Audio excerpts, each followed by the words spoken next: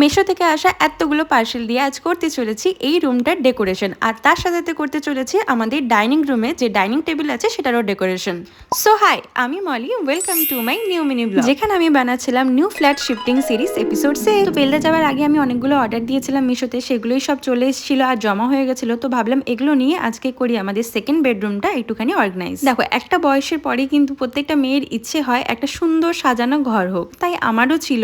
তাই ভাবলাম যদি রেন্টেড ফ্ল্যাট হোক তাই হোক না কেন, একটু সুন্দর করে সাজিয়ে গুছিয়ে থাকতে কারোই না ভালো লাগে বলো। আর জানো তো, বিয়ের পর মনে হয় একসঙ্গে ঘর গোছানোটাই আমার কাছে বেশিরভাগ কোয়ালিটি টাইম হয়ে উঠেছে, যেটা কিন্তু করতে ভালোও লাগে আর খুব মজাও হয়। দেখো, এখানে যতগুলো কার্টেন্স লাগালাম এগুলো, এবং তার সাথে সাথে এই বেডশিটটা যেটা দেখছো এগুলো কিন্তু মিশো থেকে অর্ডার করেছিলাম। এই বেডশিটের সাথে কিন্তু দুটো কুশনও এসেছিল, দুটো বালিশের কভার আর বেডশিট। যদি তোমাদের কারোর লাগে আমায় মেসেজ করো, আমি লিংক দিয়ে দেবো। কোয়ালিটি কিন্তু খুবই ভালো এসছে, নো ডাউট তোমরা এটা পারচেস করতে পারো, ঠকবে না। এটা কিন্তু কটনেরই ছিল, তো যারা যারা কটনের বেডশিট নিতে পছন্দ করো তাদের জন্য এটা বেস্ট অপশন। দেখো, যেখানে মার্কেটে একটা বেডশিটই শুধুমাত্র 500 টাকা নিয়ে নেয়, সেখানে কিন্তু এখানে 400 টাকায় আমি পেয়ে গেছি দুটো বালিশের কভার, দুটো কুশন এবং কভার, তার সাথে সাথে বেডশিট। দেখো, বেডশিটের সাথে ম্যাচিং করে কিন্তু আমি এখানে আরো দুটো 5 বালিশের কভার অর্ডার করে দিয়েছিলাম। এগুলো কোয়ালিটিও কিন্তু ভালো এসেছিল, আর এগুলো দুদিকের মুখটাই কিন্তু তোমাকে সুতো দিয়ে বাঁধতে হতো। আর যেহেতু এই ঘরটা আমি পুরোটাই পার্পল থিম রেখেছিলাম, তাই রেড কালারের পামোছা তো চলবে না, তার জন্য আমি এখানে একটা পার্পল কালারের পামোছা নিয়ে এসেছি। দেখো, কালারগুলো হয়তো পুরো পারফেক্টলি ম্যাচ হয়নি, বাট আমি চেষ্টা করেছি। যেহেতু এটা আমার অফলাইন, এটার কিন্তু লিঙ্ক আমি কাউকে দিতে পারবো না, আর এটা কিন্তু খুবই নরম ছিল। তাই দেখো, ও ওখান থেকে দৌড়ে চলে এসেছে, দেখি দেখি কেমন লাগছে, আর সাথে সাথে দুজনের মাথায় ঢোকা। তো এই ছিল আমার রুমের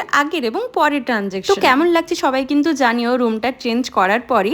যেহেতু ঘরের কালারটা একটু লাইট কালার ছিল, তাই এখানে কিন্তু আমি একটু ডার্ক কালার পার্পল কালারটা চুজ করেছিলাম। দেখো, বেডরুম ডেকোরেশন কমপ্লিট করে চলে গেছিলাম ডাইনিং এরিয়ার টেবিলটা ডেকোরেট করতে। তার জন্য আগে কিন্তু ভালো করে পরিষ্কার করে নিচ্ছিলাম। আর এই কাপড়টা দেখছো, এটাও কিন্তু মিশো থেকে নেওয়া, যেটা ওর বার্থডেতে ডেকোরেশন করার জন্য নিয়েছিলাম। ওটাই আগে পাতিয়ে দিলাম, আর তারপর একটা নিয়েছিলাম ট্রান্সপারেন্ট ক্লথ, সেটাও প্রথমে বের করে নিলাম এবং এটাকেও মুছে পাতিয়ে। এখানে কিন্তু আমার ডেকোরেশন প্রায় কমপ্লিট। তাও আমি এখানে ফ্লাওয়ার ব্রেসটা রেখে আরো কিছু ডেকোরেশন করে নিচ্ছিলাম, কারণ এই জায়গাটাও কিন্তু দেখতে সুন্দর লাগবে একটুখানি সাজিয়ে গুছিয়ে রাখলে। তোমরাও কিন্তু মিশো থেকে এরকম সুন্দর সুন্দর ছোট ছোট জিনিস নিতে পারো, যেগুলো কিন্তু অ্যাফোর্ডেবল প্রাইসে পাওয়া যায়। তো এই ছিল আমার ডাইনিং এরিয়ার ট্রানজেকশন।